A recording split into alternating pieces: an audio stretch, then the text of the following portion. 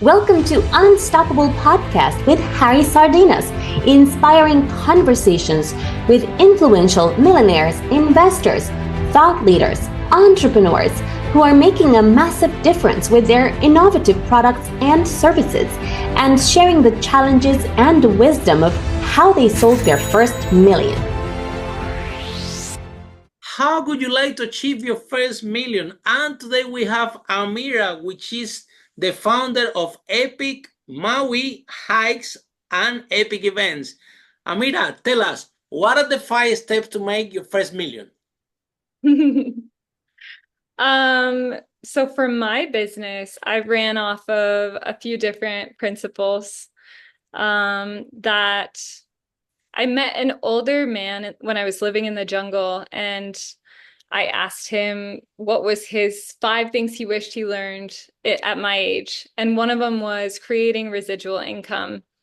And so when I started this business, it originally, in my vision, I pictured, okay, what does residual income look like? So really like feeling into my vision of how I want my life to look, and what kind of like lifestyle that I would want in this business, and then staying committed to that, because in business all the time there's like some emergency and there is something that, you know, I can always jump in and do it myself.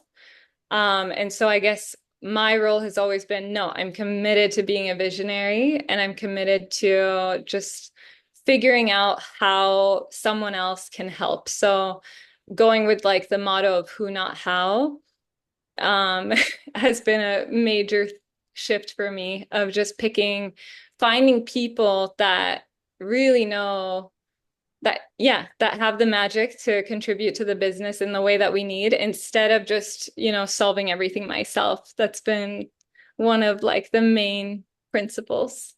Very good. So what are the next steps? So we have step number 1. What would be step number 2? So another thing is trusting, well, I guess I would start with, trusting the process of everything.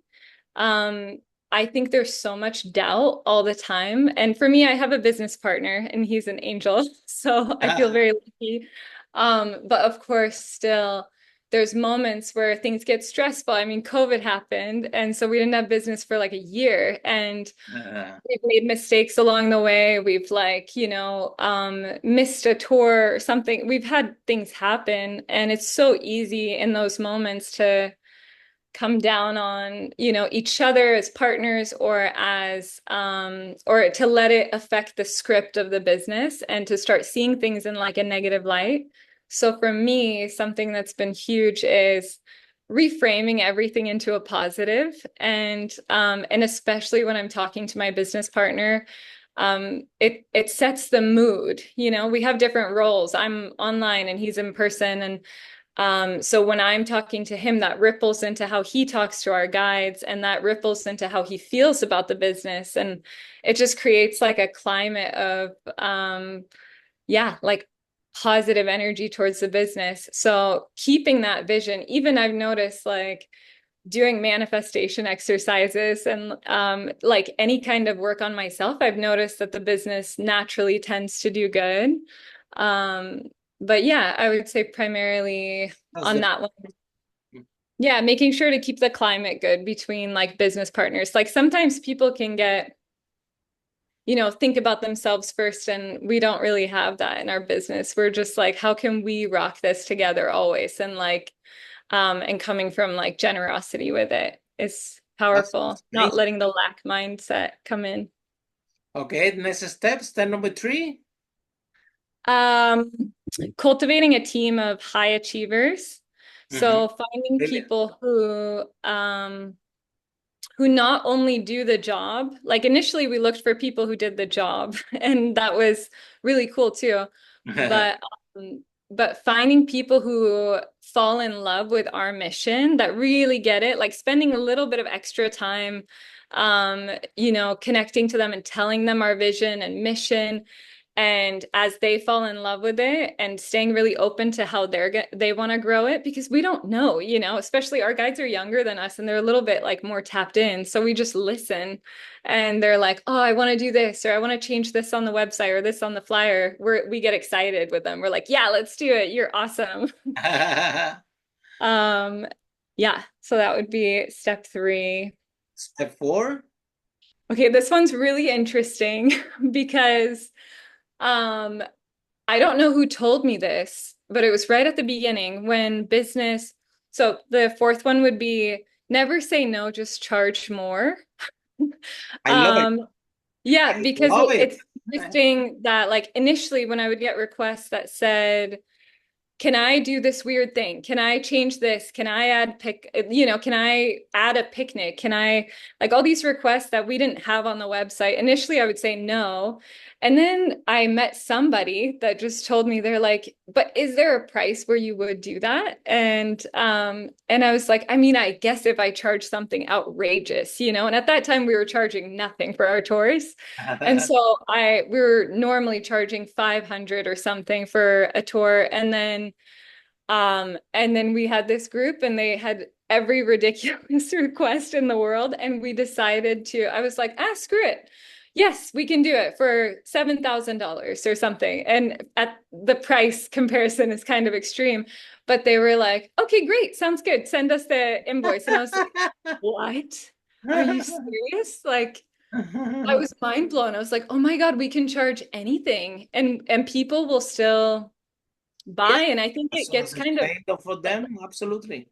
yeah, and it's kind of common for people to think that, oh, if I charge less, then, you know, that's better because I don't want to be like taking from them. Or they have this weird mentality when in reality, when you charge less, you pay your team less, the team's less happy. We take care of our team because we charge a lot. And so everyone's happy. It's a dream job, you know? Exactly. And so really when you're aiming for higher bars for yourself, it's actually like it gets everything higher for all the people around you. And like, what wouldn't you, you know, that's what we want. We want them to love their job and we want them to prioritize us over anything else. And so yeah, definitely that's been a really interesting lesson. And then the last one? Learning what drives you. This one is interesting because some people are naturally money driven. And so then you can stay ambitious because you're watching your bank account go up. And some people are driven by service, like giving back. And so then you can be driven by that. And for me, I learned what drives me is other people's visions. So I have to like, it takes me talking to my guides and being like, what's your guys' dreams, you know, and how do you love your job, or like, how much do you want to work? And then them telling me like, oh, I wish I could do this full time instead of, you know, my restaurant job. That is what drives me, because then I can go into looking for advertising, because I'm like, well, this is exactly what I want. I want them to live their dream. I want them to have this full time. I want this guy to like send his kid to college. You know, like, so for me, what drives me and motivates me is other people getting their dreams coming true. And so if it's a combination of also my dreams coming true in the process, then I can get on board. But when I focused on it being money or something, like I could not get myself to work. I don't care. I don't care what we make. I couldn't. So really figuring it out for yourself, like what's that thing that drives you? And then, yeah, letting that kind of run the show. Yeah. That's fantastic, Amira. And I'm glad that you've been so vulnerable and you share with us this is the step, because you're touching to the point about the pricing. Okay. Yeah. And this is very important thing that entrepreneurs, we all been there. Yeah. I can tell you one story. It was in not in this crisis, in the previous crisis. I have a property business. We managed to sell over 5 million. And then the crisis came. And then I had the brilliant idea like, wow, we are in crisis. So you know what? let me put the room cheaper. That was a disaster because that was a disaster because I put the room cheaper and I still end up with the same problem. Worse problem. I'm making less money. Yeah, I have to pay less to my team. I have to pay less to everyone and things like that. And on top of that, it didn't solve the problem. Not because the rooms that were cheaper, people were taking them more, even if we were in crisis. So I look into this deeply because I couldn't understand. And this is what I find out. I find out that 80% of the people don't buy on price, buy in value. Otherwise, look the cars that everybody drive, look the phones that everybody has, right? Is everybody you meet, they have iPhones or Samsungs or whatever. It costs thousands of pounds, thousands. It costs that thing. Nobody has the Chinese phone that you can get it for 100 quid, yeah? That literally does almost everything. Everybody prefer to pay 10 times to have something good that is important for them. I think that, and in your case, for example, if the group comes, it's a holiday, it's the only time that they have in a year to have an amazing experience. They want value out of this precious time for them, and they want to make sure that they have the experience that they want. And if you facilitate that, everybody's going to be very happy. Because, but then, yeah, I find out that my problem was not the price. My problem, it was the capacity to attract client was weak. So even if I reduce the price, the problem still is there. That I have to increase my capacity to attract client. So price, only 20% of people can buy on price. So by reducing the price, now you're leaving 80% out of the equation, and you keeping the 20% that buy on price. And if they buy on price the holiday or the experience, it's because it's not important for them. You know, you buy on price the things that are not important for you. You see, if your phone is not important for you, you buy the cheapest. If the phone is important for you, you will maybe you're not gonna buy the more expensive, but you're gonna make sure that you spend good money and you have good value for it. Huh? So I learned this also from my girlfriend. You know, when she goes to Offer Street to buy dresses, I go with her. I don't like to go to the shops, so I stay outside and I watch her buying behavior. So she will go, she will look at the dress, she will go to another shop, look at another dress, look at another dress in another shop.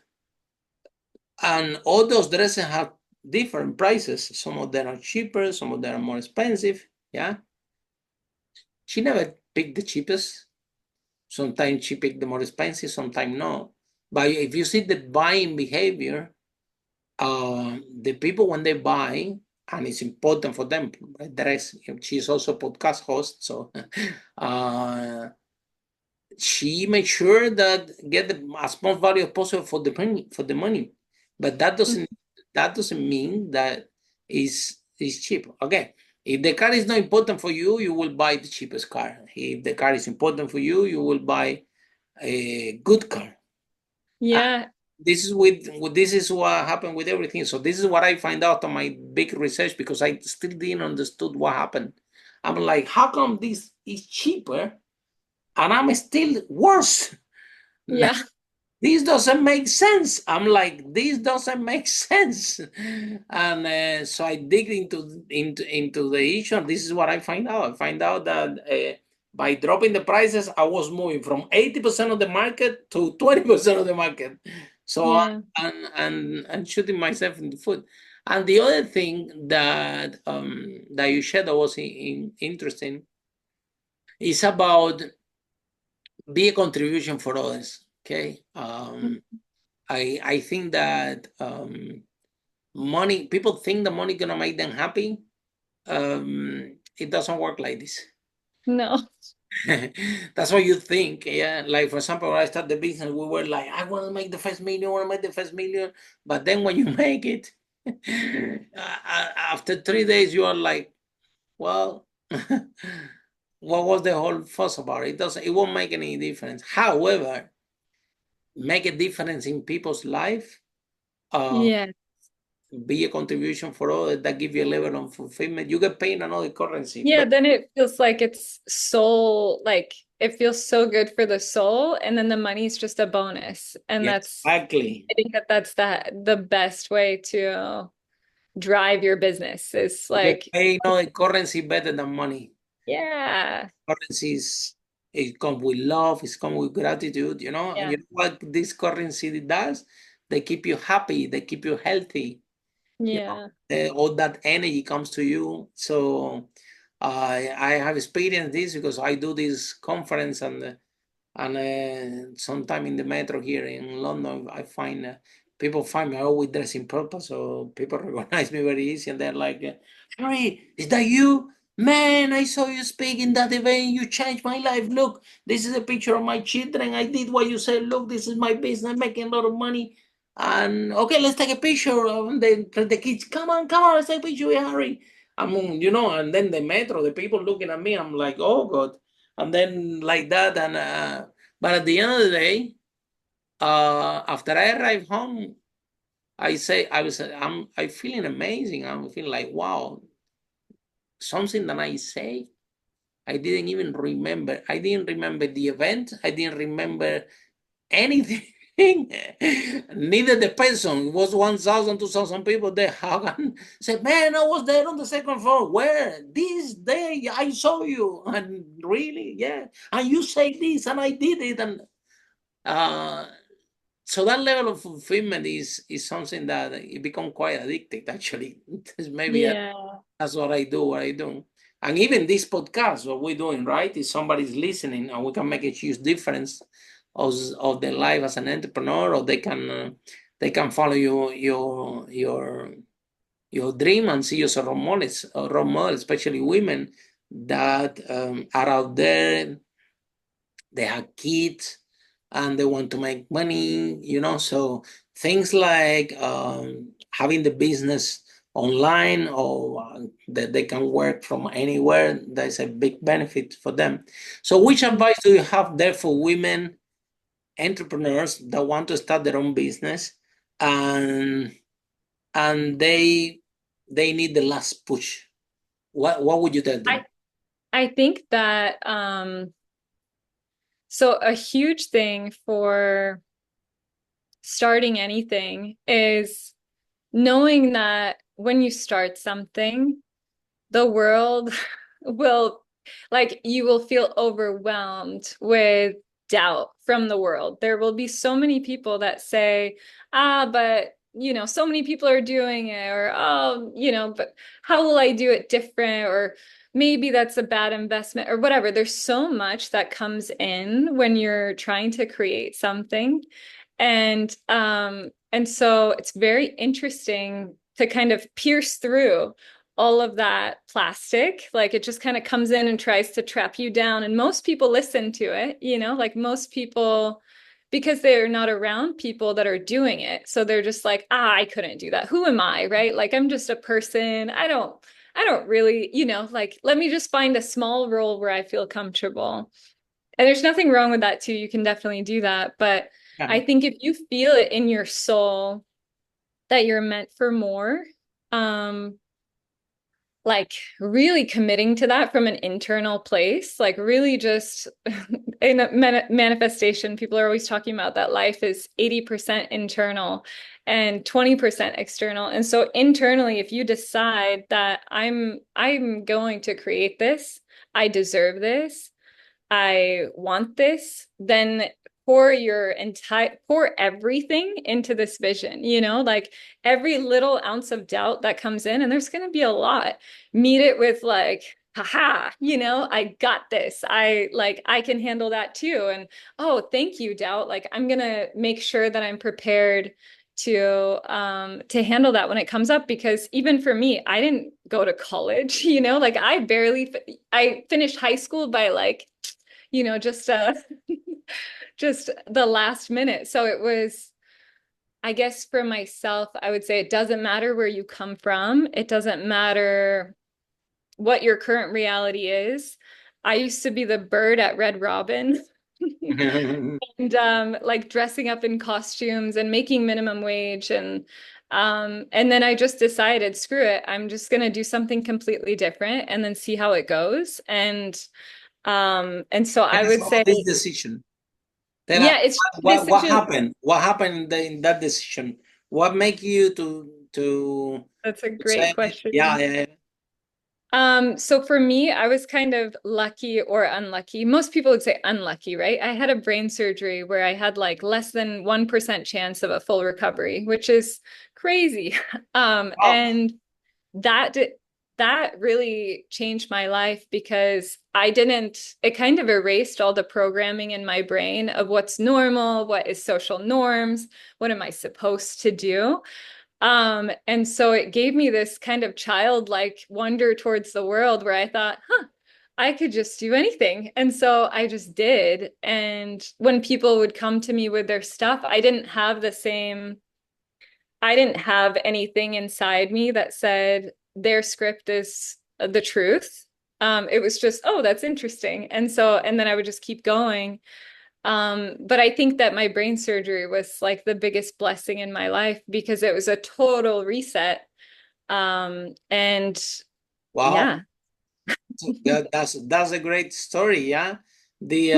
I think that my girlfriend, she's a book publisher, and she published a book from one of my clients, and her name is Adobe, okay, and she has 5 heart attacks, okay. I think that she said that she remembered the doctors saying to the family, no, what's the point to keep her alive? Let's disconnect the machine. It's already 5 heart attacks. She's not gonna survive. And so she can hear the doctor talking with the family. And she's like, I'm still here. Don't switch off the machines. And she's like, she almost experienced that was very close to that. She said that, at some point she went up, she saw herself in the bed and in the doctor, and came back. Anyway, long story short, she went to see my girlfriend. She said, look, my dream is to write a book. My dream is to become an international speaker. My dream is to talk and to speak. And all my life I've been repressed for the people that don't allow me to do what I want to do. And she said, but now that I almost died, now I'm gonna do everything that I wanted to do. I want to travel the world. I want to do. Guess what? We took her to a tour in Dubai. We went to do a speaking tour in Dubai. The promoter paid her flight, paid to her, the hotel, I think. And even in that tour, she find a husband 20 years younger than her, got married, and now they're living together in London. So out of the whole speaking and the whole thing, even so, the whole life turn around. So sometimes the worst day of your life can be the best day of your life. You don't. Steve Jobs always said that you only can connect the dot backwards. So, but my question to you is this one: what can you share or advise to the entrepreneurs out there to don't wait until tough moment comes for you to become who you really are? And I know that it's a difficult question, because we all been there, but in this podcast, we listen a lot of stories, and they're quite similar about successful people that they have a pattern. And very often entrepreneurs in this podcast say, well, this happened to me. I got sick, or this happened to me. My wife left me, or this happened to me. I don't know. I have my first child, and I had to provide, and then I decided to quit my job and start my business. So it's actually very common. Even the case that I'm telling you from Adobe, that she had the 5 heart attacks, and now she wants to do so. People's, when they have drastic moments in their life, they find power and they say, you know what, I'm gonna do it. But which lesson do you have for people that never had that luxury, that have a brain surgery, never had that luxury to have 5 heart attacks? And sometimes, they live the life very plain, and all the dreams never come true. So what can you tell to these people? What advice? I love Where that can they question. find strength? Where can they find strength? Yeah. Because sometimes, people, something external to us make a change. So what if there was a source? Maybe in one of your retreats, you can help them to, to find the power. Yeah. It's something that I actually, so I personally coach, and in the retreats that we do, it's about finding and accessing your warrior spirit. And because That's we great. Exactly. we convince ourselves we're small, unfortunately. And it's just we go like a sheep through a system where we're just one of many, and we're fairly insignificant. And we just that worldview, like that image, it kind of takes over. We start to think, this is my max capacity. Like I still remember when I worked in a restaurant and I thought, one day I hope to become a bartender because that's cool, And I And you just can make more money as a tip, yeah? yeah, you make more tips and you look so cool. And it's like, it just feels like the coolest thing in my image. That was my upper limit. Like, that was where I thought I could go with my life, And then, but I think really what you have to do is you have to go and be around people, learn from people, even stuff like this, right? Like people who find this podcast, like good for you, because you just get to sit, you get to be wherever you are, Absolutely. at the gym or at home or whatever. And you get to hear how people created this stuff, because I think the most powerful thing is influence, and getting like being around people who either are doing what you want, or who have something you want, or who inspire something, and then asking them so many questions. Like I think people are so afraid to seem like they don't know what's going on. But if you want to be an entrepreneur, you're for the first 3 years or something, like you don't know the answers to most of the questions that come your way. Like I remember when someone wanted to pay with card for the first time, and I just was like,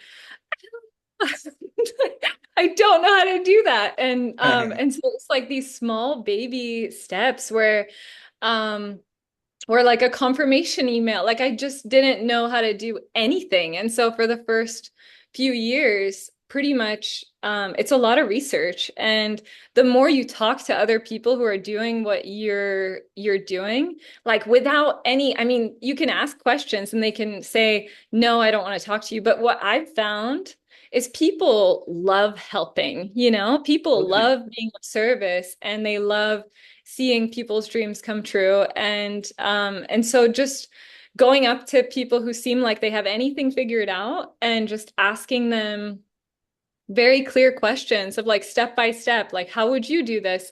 And then the daily commitment too. This is an interesting thing, because some people get stuck in student mode and they're like, I'll just research, I'll get the next certification, I'll just listen to a few more books, or I'll do another course, or I'll, like it's very common to just kind of get stuck there. But I think you have to make a commitment to yourself. And this is one that I live by, which is every single week, how can I do 2% more for my business? And like I've set up a model that runs on its own. So if I leave, it's fine, it runs. But I just make it a commitment every week to be like, okay, what's my 2% this week? And that feels so perfect, because some people are like, oh, I have to change everything. everything.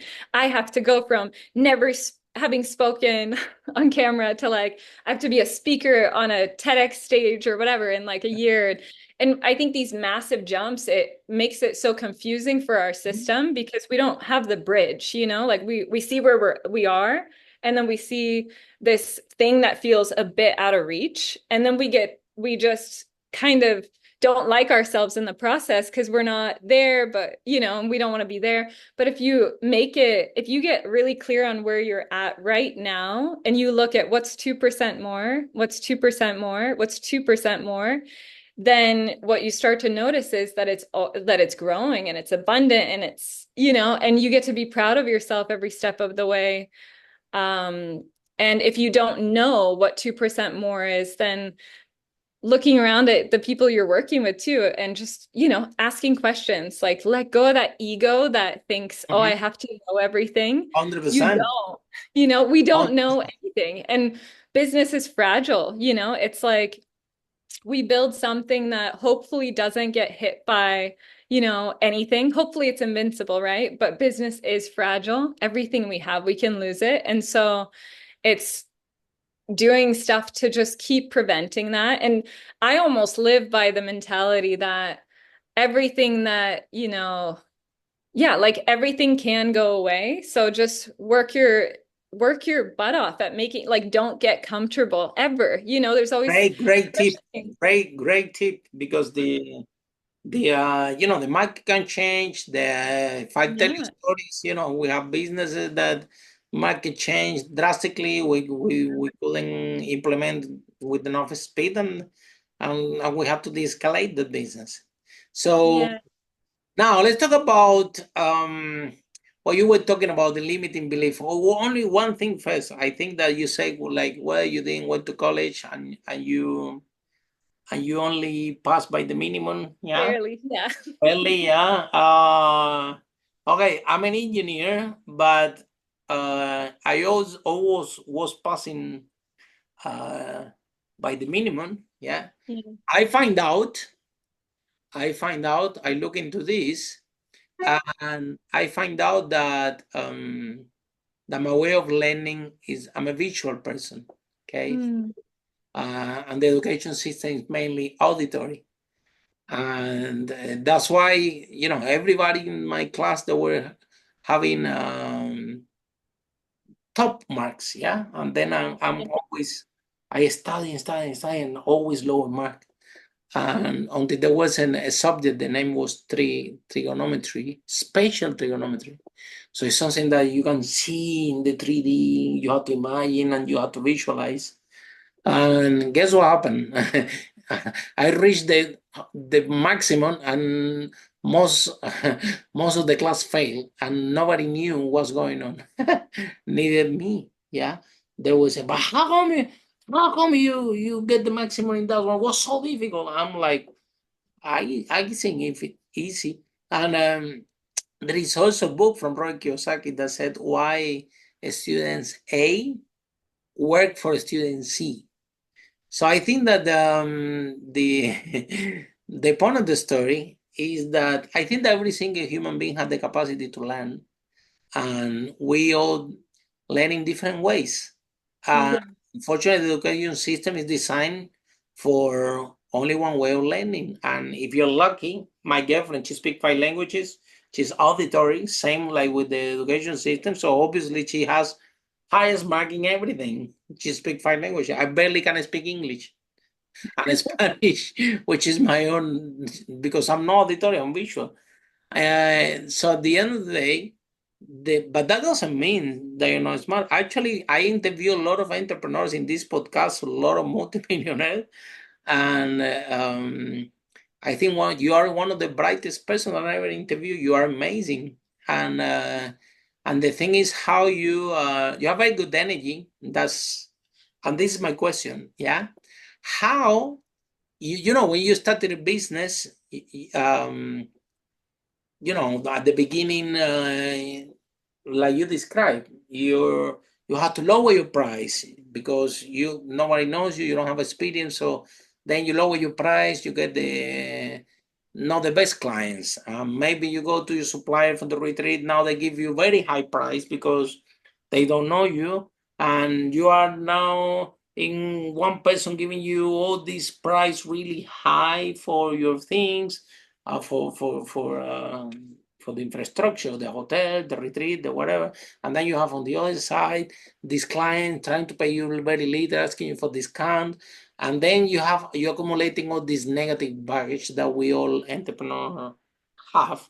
And no way that no one have experienced this, because this is the way that you develop the skill and you become an entrepreneur. Yeah. So how you realize that you do have to work on yourself and to let that go and stay happy, positive, and say, okay, next time it's going to be better. I'm going to change all this without accumulating all this negativity that, if you keep accumulating, you don't let that go, then you're going to become angry. And then you become angry with your client, you become angry with your suppliers.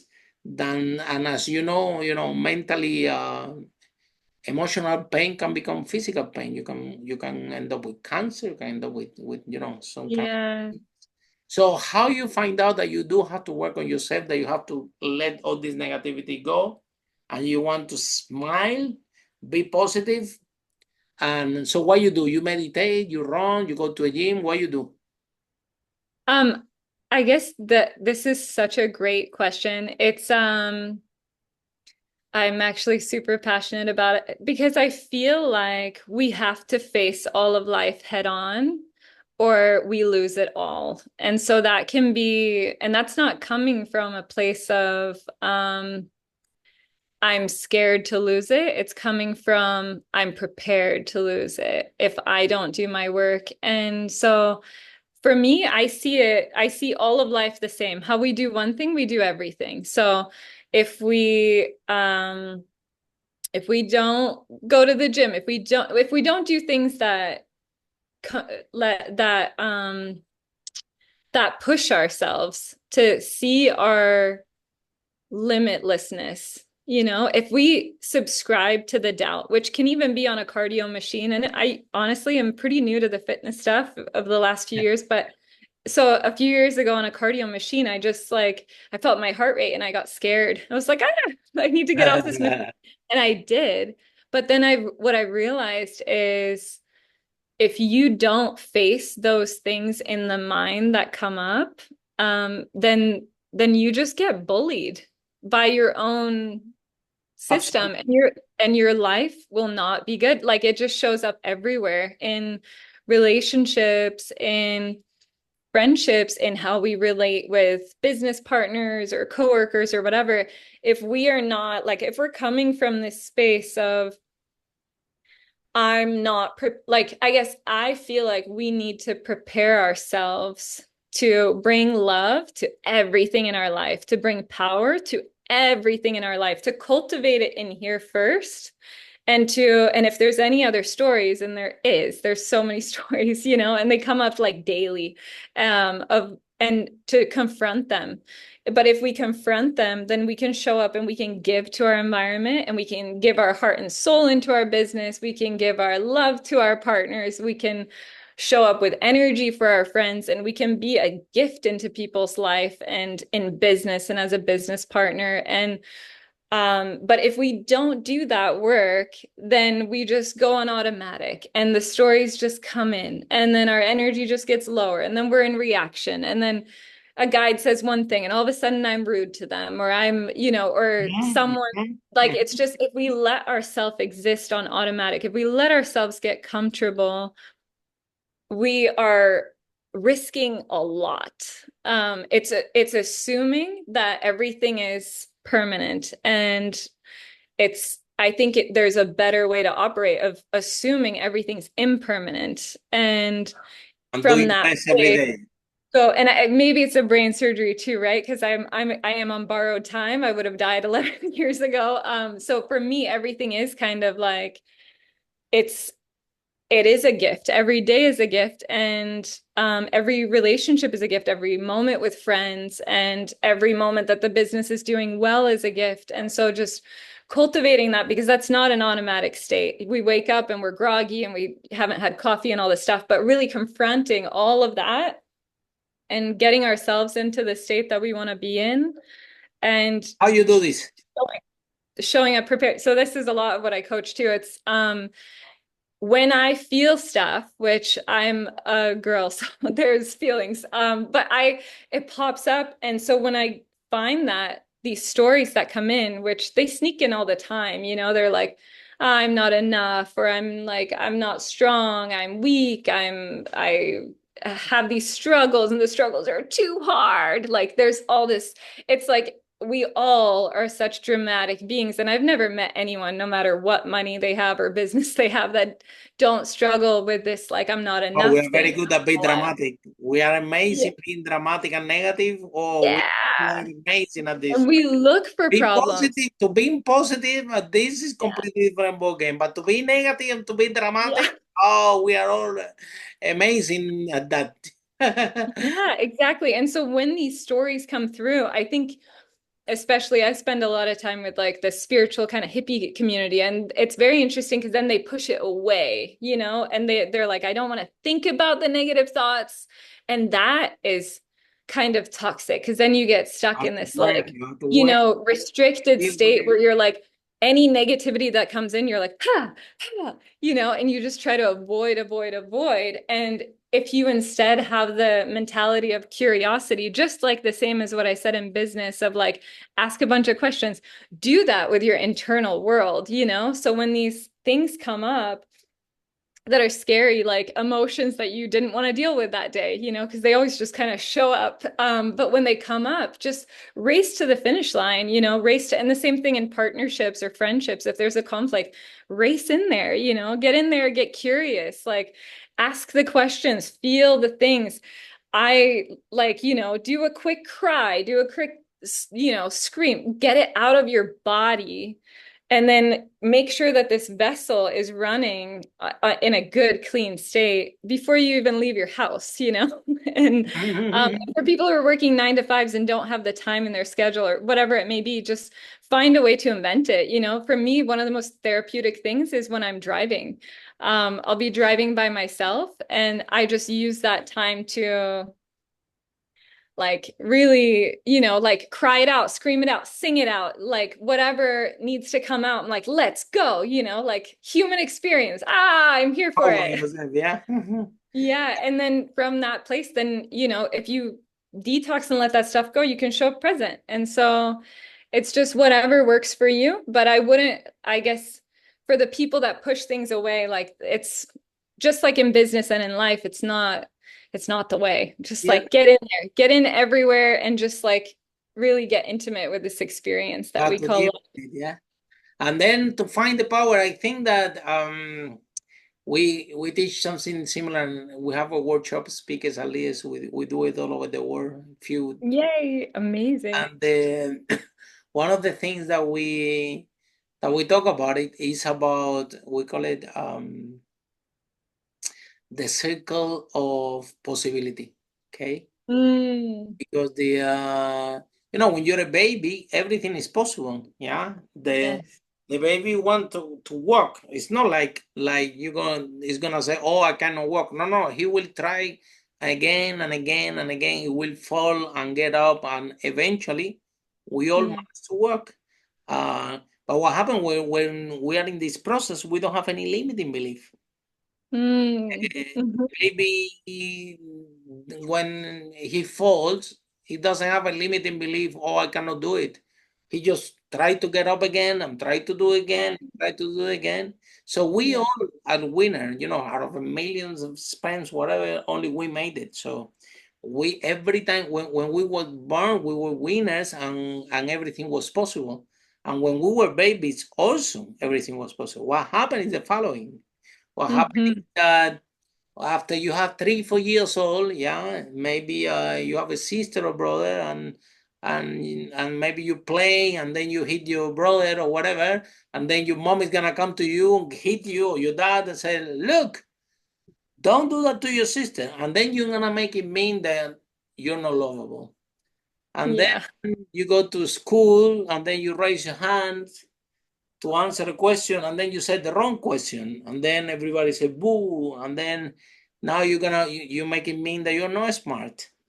And then I don't know, you become a teenager, and then you find out that your friend is sleeping with your girlfriend now. Oh my God! And now you are useless. And then you mean that, and life goes on. And then the secret possibility that was so big that everything was possible, it becomes so small that you want to be from wait to bartender. Yeah.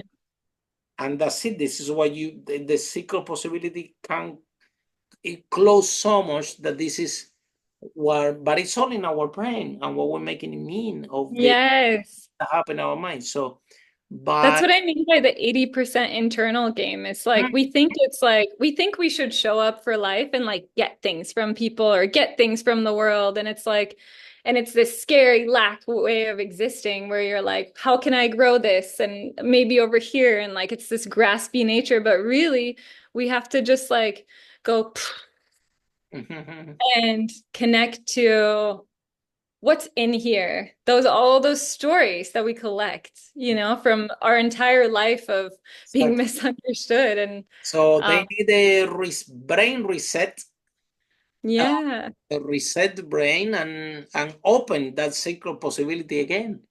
Because yeah, the truth is exactly. that everything is possible. Nothing has changed since Yes. everything is possible. We just have to open Yeah.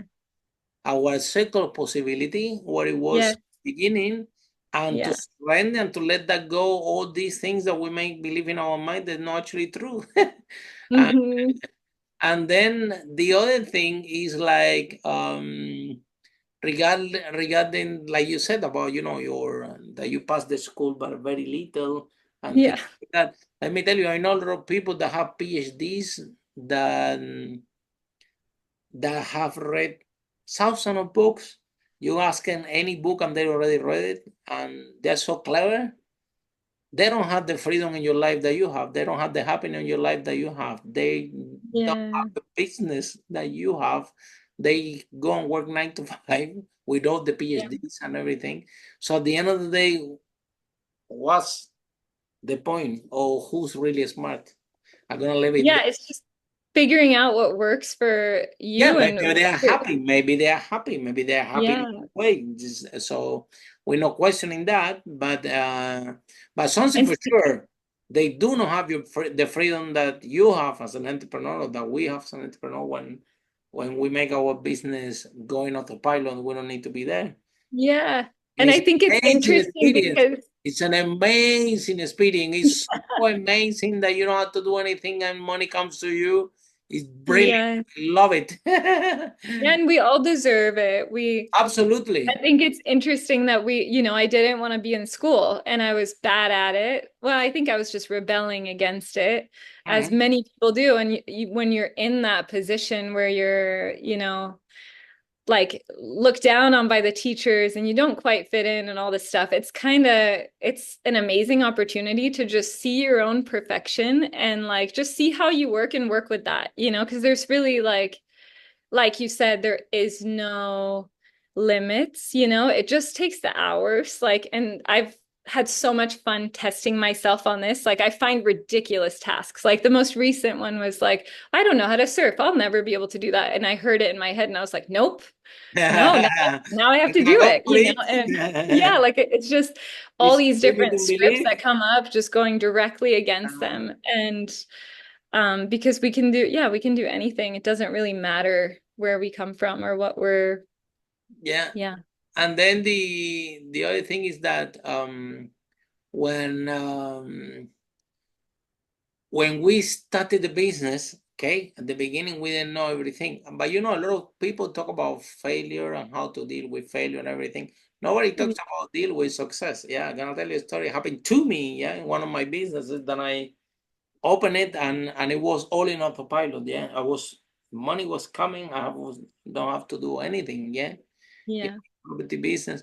And I was feeling uncomfortable. I'm like, oh my God, all this money coming to me, I'm not doing anything.